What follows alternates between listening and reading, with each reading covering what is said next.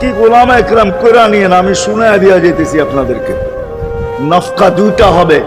প্রথমটাকে বলে কিয়ামতের জন্য, দুইবার সিংহায় ফু হবে, একবার ধ্বংসের জন্য, দ্বিতীয়টা হবে নফকাতুন নুশুর বলে এটাকে। দ্বিতীয়টা আমাদেরকে কবর থেকে উঠানোর জন্য হবে। কিন্তু সব মারা যাবে, আল্লাহ চারজনকে পয়দা করবেন কুদরত দিয়া। জিবরিল, মিকাইল, ইসরাফিল, মালাকুল মউত, চারজনকে পয়দা করবেন। জিবরিল আলাইহিস সালাম কাঁদতে থাকবে, তিনজন জিজ্ঞাসা করবে কাঁদো কেন? এখনই ইসরাফিলকে সিংহায় ফু দেওয়ার হুকুম হবে নফকাতুন নুশুরের জন্য। আমাকে হুকুম হবে বন্ধুকে নিয়ে আসো মাকামে মাহমুদে। আমি মৃত্যুর পরেই ভুলে গেছি ওনার কবর কোথায়। তিনজন বলবে জমিনকে জিজ্ঞাসা করো, তো জমিনকে জিজ্ঞাসা করবে, জমিন বলবে কাদ দাক্কানি আল্লাহু দাক্কা ফানাসিতু। প্রথম সিংহায় ফুতে আল্লাহ এরকম ছানছেন, আমিও ভুলে গেছি রাখছি কোথায়।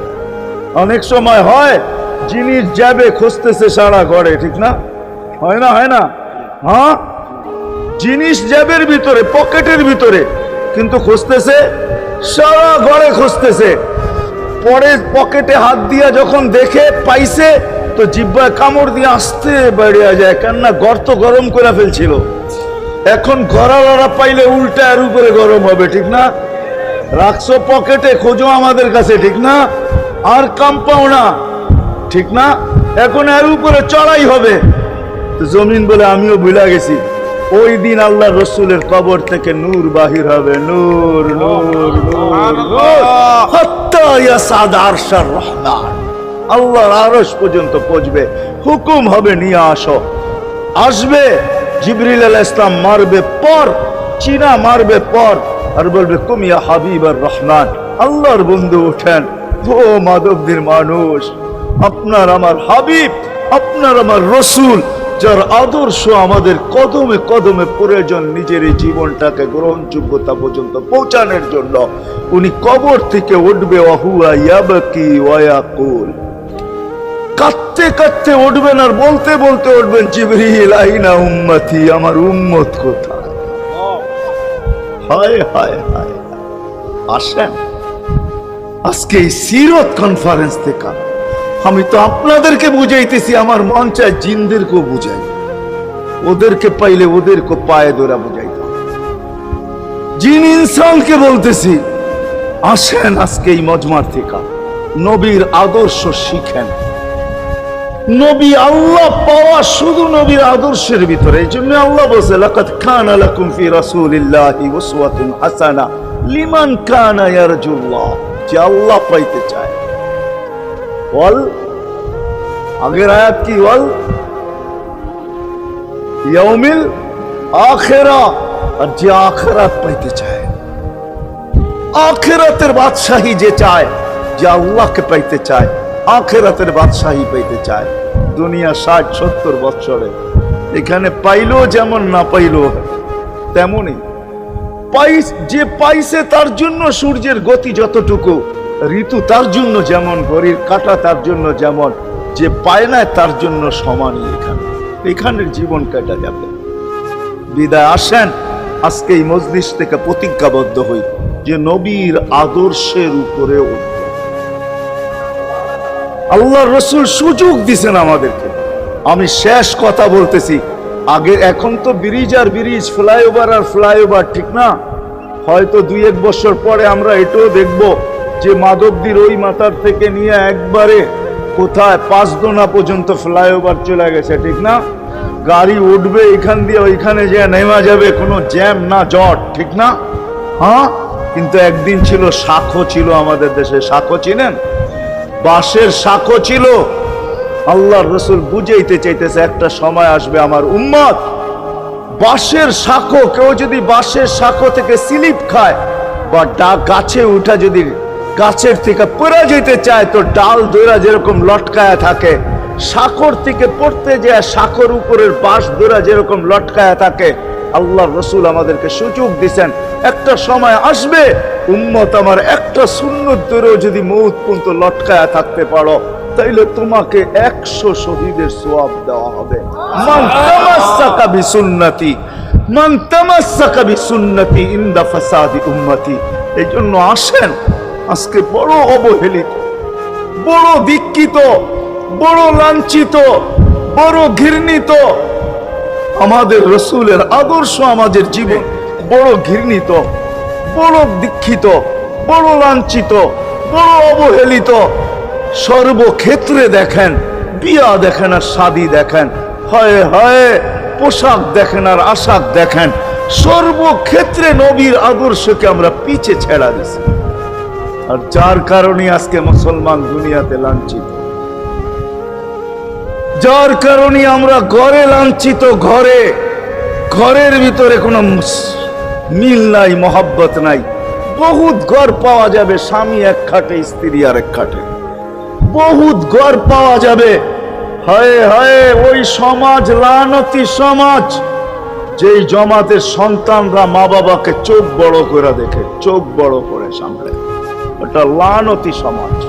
অথচ আল্লাহ রসুল শিখাইছে মা বাবার সাথে আদর্শ কি ব্যবহার করবে, মার সাথে, বাবার সাথে, বড় ভাইয়ের সাথে, কার সাথে কি ব্যবহার করবে শিখাইছে।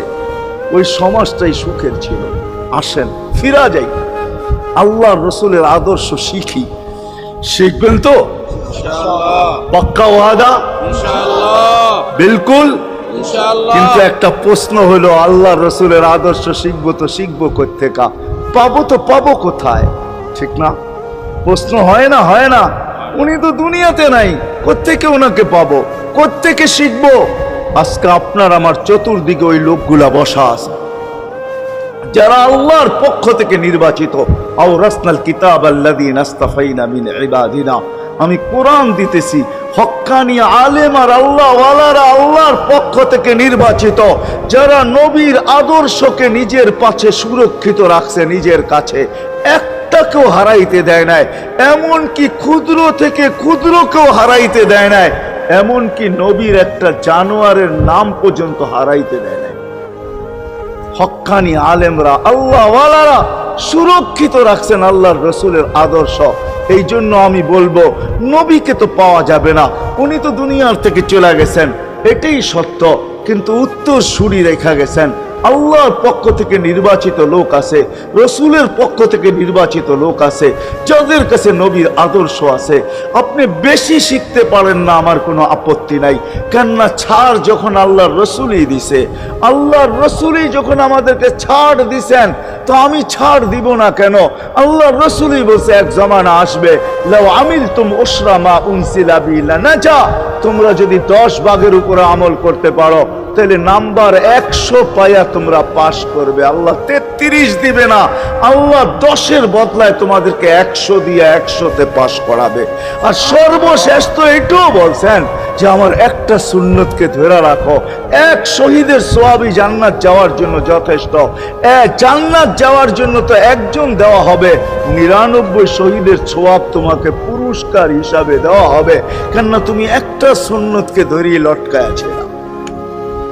ওলামাদের কাছ থেকে শিখি, ঘরের বাচ্চাদেরকে শিখাই, যুবকদের পায়ে ধরে বলবো, শিখো, নবীর আদর্শ ছড়াও।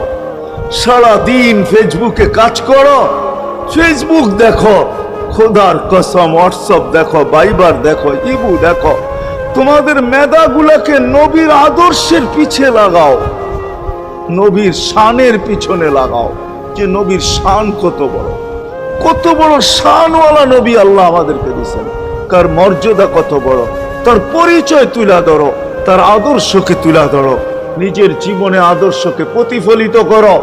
ইনশাআল্লাহ ওই দিন দেখবো, যেই দিন আবু বকর পেয়ালা ভোড়া দিবে, ওমর রাদিয়াল্লাহু তাআলা আনহুর হাতে উঠায় দিবে, আবু বকর সিদ্দিক রাদিয়াল্লাহু তাআলা আনহু হাউজে কাউসারের নিচে থাকবেন, পারে থাকবেন, তলদেশে থাকবেন, উনি পেয়ালা ভোড়া দিবে ওমর রাদিয়াল্লাহু তাআলা আনহুর হাতে, ওমর রাদিয়াল্লাহু তাআলা আনহু উঠায় দিবে আমাদের নবীজির হাতে, আর নবীজি ঠোঁটে লাগায়া বলবে, ইশরাব লা তাজমান বাদাহা আবাদা, পান করার কোনোদিন পিপাসা তোর কাছে আসবে না। ওই দিনের দৃশ্যটা কিরকম হবে? নবীজি ঠোঁটে লাগায়া পান করায় দিবে, যুবককে আলাদাভাবে দিবে, বুড়াকে আলাদাভাবে দিবে, নারীকে আলাদাভাবে, পুরুষকে আলাদাভাবে, আল্লাহর রসুল পান করায় দিবে। ওই দিন কেমন হবে ওই দৃশ্য? যে পানি পান করার পর আর জীবনে কোনোদিন পিপাসা আসবে না। কেমন হবে ওই দৃশ্য? এই জন্য আসেন আজকে এই সিরত মাহফিল থেকে, সিরতুন নবী থেকে আল্লাহ রসুলের আদর্শকে শিখি। ডেলি একটা শিখলো বৎসরে 365টা হয়, মাসে একটা শিখলো বৎসরে 12টা হয়। 12টা সুন্নতের উপরে জীবন কাটায় দেন। রসুল তো বলতেছে একটার উপরে কাটায় দিল বেড়া পার। শিখবো কাদের কাছ থেকে শিখবো? নেটের থেকে শিখবো? না না না না, নেটের থেকে না, ওলামাদের কাছের থেকে শিখেন। ওলামাদের কাছে যান, বসেন, এদের কাছ থেকে নবীর আদর্শ শিখেন, সুন্নত শিখেন। যেটা মনে চায়, যেটা পছন্দ হয় ওইটা শিখেন। ছুট আছে শিখেন, তারপরও শিখেন। আরে শুধু একটাই শিখেন। হায় হায়, আজকে যদি একটাই উম্মত মেনা নিত, এই যুবকরা যদি একটাই মেনা নিত, মা বোনরা যদি একটাই মেনা নিত, শুধু ডাইন। আল্লাহ রসুল ডাইন পছন্দ করতেন। যুবক যদি প্যান্ট পরার সময় ডাইন পাও আগে দিতেন, খোলার সময় ডাইন পাও আগে খুলতেন, শার্ট পরার সময় ডাইন হাত আগে দিত, খোলার সময় ডাইন হাত আগে খুলতো। সর্বক্ষেত্রে যদি ডাইন ব্যবহার করত, মা বোনরাও তো ঘর ঝাড়ু দেওয়ার সময় যদি ডাইন ব্যবহার করত, তাহলে কিতাব আমাকে বুঝায় কিয়ামতের দিন আল্লাহ ডাকবে, আইনা আসহাব আল ইয়ামিন, ডাইন আল্লাহরা কোথায় আসে? আল্লাহ ডাকবে, ডাইনপন্থীরা কোথায় আসো? আমার বন্ধু ডাইন দিক পছন্দ করতো, তোমরাও পছন্দ করতে, তোমার আমার বন্ধুর লোক, আসো আমার কাছে। এই জন্য নবীর আদর্শ আলেম ওলামার কাছ থেকে শিখবো তো পাক্কা। আর সবচেয়ে বড় আদর্শ আল্লাহ রসুলের, যেটা আসতে দেরি, আমাদেরকে মেসেজ দিতে দেরি করেন নাই। আইসাই সেজদায় পড়ছেন। শানে রেসালত হইলে আমি শুনাইতাম, সিরাত এই জন্য শুনাইলাম না। জমিনে আসতে দেরি, সেজদা করতে দেরি করেন না। আমি বলবো সেজদা করেন না, আমাদেরকে মেসেজ দিছেন, উম্মত সেজদা ছাড়া তোমাদের কোনো পরিচয় আমার কাছে নাই। যাওয়ার সময় চিৎকার দিতেছেন, আসসালা আসসালা ওমা মালাকাত আইমানুকুম, নামাজ নামাজ নামাজ। অধীনস্থদের সাথে ভালো ব্যবহার করবে, দুইটাই চিৎকার ছিল, আর কোনো চিৎকার ছিল না। বিদায় আল্লাহ রসুলের সবচেয়ে বড় আদর্শ নামাজ, সবচেয়ে বড় পরিচয় নামাজ। আজকের থেকে নামাজ ছাড়বো না, পাক্কা ওয়াদা, বিলকুল পাক্কা ওয়াদা। কিন্তু না, নিয়ত হইলে হাত নামাইবেন না, ওয়াদা করতে হবে পাক্কা। আল্লাহ কবুল করুক, আমিন। কালকে সকাল থেকে নামাজ আর ছাড়বো ইনশাআল্লাহ, নামাজ আর ছাড়বো না। নামাজ শুধু নামাজ না, অনেক কিছু রাখা। আল্লাহ আমাদেরকে আমল করার তৌফিক দান করেন, আমিন। ওমা আলাইনা ইল্লাল বালাগ। আল্লাহুম্মা লাকাল হামদ কামা ইয়ানবাগি লিজালালি ওয়াজহিক। দোয়ার ভিতরেই একটা কথা আপনাদেরকে বলবো, সর্বশেষ দোয়া করতেছি, আবার বলতেও আছি। মসজিদের কাজ এখনো দেখলাম অসমাপ্ত।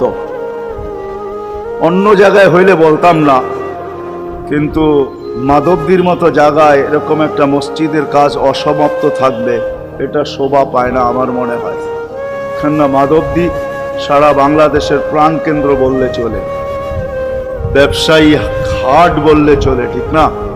আর আল্লাহ মাধবদীর মানুষকে কম দেন নাই, অনেক দিছেন। কি বলেন? 50 বছর আগের থেকে অনেক দিছে না আপনাদেরকে? ওইখানে এরকম একটা মসজিদ জীর্ণ শীর্ণ পড়া থাকবে, অসমাপ্ত, এটা শোভা পায় না। এই জন্য সবার কাছে দরখাস্ত, যতটুক পারি এই মসজিদের সহযোগিতা করব। করবেন তো? আল্লাহুম্মা লাকাল হামদ কামা ইয়ানবাগি লিজালালি ওয়াজহিক ওয়া আযীমি সুলতানিক। আল্লাহুম্মা সাল্লি ওয়া সাল্লিম ওয়া বারিক আলা হাবিবিকা মুহাম্মদ। আল্লাহ, চাওয়ার বলার পর্ব ছিল শেষ, শোনার পর্ব ছিল শেষ, এখন ভিক্ষার পর্ব চলতেছে। মালিক, আমাদের মাথার উপরে আকাশ ছাড়া আর কিছু নাই।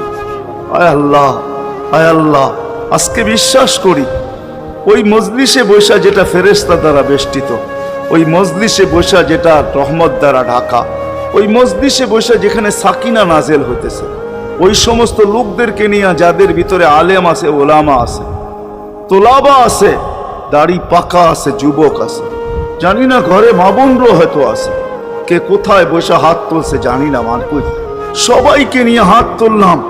এরকম জায়গার থেকে যদি আজকে খালি চলে যাই, আমাদের মাথার উপরে আকাশ ছাড়া কিছু নাই। আর গরিব বলে মাকলিক তুমি এখন প্রথম আকাশে চলে আসছো। রাতের 3 ভাগের 1 ভাগ অতিবাহিত হয়ে গেছে, তুমি এখন ডাক দিতেছো কে মাপ চাও, আমি মাফ করব। মালিক তাকায় দেখেন আমরাই হাত তুলে বসে আছি। জীবনের গুনাহগুলো মাপ চাই, আর কোনোদিন গুনাহ করব না। আল্লাহ আমাদের গুনাহগুলো যেন ধুয়া মুছা শেষ করে দেওয়া, আর যেন আমলনামা একটা গুনাহ না থাকে। যতদিন বাঁচবো আর গুনার দাগও যেন না আসে। এই আয়োজন যেন কবুল হয়, আয়োজকরা যেন কবুল হয়, সাহায্যকারীরা যেন কবুল হয়, সহযোগিতাকারীরা যেন কবুল হয়। এটা কিয়ামত পর্যন্ত কায়েম আর দায়েম থাকে। আয় আল্লাহ, আয় আল্লাহ, জানি না কার কি পেরেশানি আছে দূর করে দেন, কার কি প্রয়োজন আছে খাজানায় গায়েব থেকে পুরা করে দেন। কে ছোট না বড় অসুখে আক্রান্ত যদি হয়ে থাকে, শেফায়ে কামেলা আজেলা মুস্তামেররা নসিব করে দেন। হায় আল্লাহ, যারা সুস্থ সর্ব ধরনের রোগ থেকে হেফাজত করেন। যারা বরাবর ঈমান নিয়ে যারা কবরে চলে গেছে সবাইকে মাফ করে দেন। আয় আল্লাহ, যেই যুবকদের উদ্যোগে এই আয়োজন, আয় আল্লাহ, আয় আল্লাহ, কালকে সকাল থেকে ওদেরকে আর মদিনার যুবকদের মতো ছাড়া দেখতে চাই না। এদেরকে মদিনার যুবকদের মতো বানায় দেন। আপনার হাবিবের জমানায় মদিনার যুবকরা যেরকম ছিল এরকম বানায় দেন। আল্লাহ আমার দেশের যুবক সমাজকে মসজিদ নবীর আদর্শওয়ালা বানায় দেন। মা বোনদেরকে পর্দা নিশীন বানায় দেন। আল্লাহ মসজিদের কাজকে কুদরত দ্বারা পুরা করা দেন। জানি না কার দ্বারা আপনি করাবেন, জানি না কার দ্বারা করাবেন। উম্মুল কিতাব তো আপনার কাছেই, আমাদের জানার কোনো ক্ষমতা নাই। কিন্তু আল্লাহ জলদা পূর্ণ করে দিয়েন। যা চাইতে পারলাম তাও দেন, যা চাইতে পারলাম না তাও দেন। সর্বশেষ আমাদের মা বাবাকে মাফ করে দিয়েন, বাচ্চা থাকলেও মাফ করে দেন। যারা চলে গেছে আল্লাহ এদের মা বাবাকেও মাফ করে দেন। আল্লাহ রব্বির হামহুমা কামা রব্বায়ানি সগীরা। আল্লাহ ইনসানের সাথে সাথে জিন্নাতকেও মাফ করে দেন, জিন্নাতকেও মাফ করে দেন, জিন্নাতকেও মাফ করে দেন। ওয়াসাল্লাল্লাহু তাআলা আলা খায়রি খালকি মুহাম্মাদি ওয়া আলিহি ওয়া আসহাবিহি আজমাইন বিরহমাতিকা ইয়া আরহামার রাহিমিন।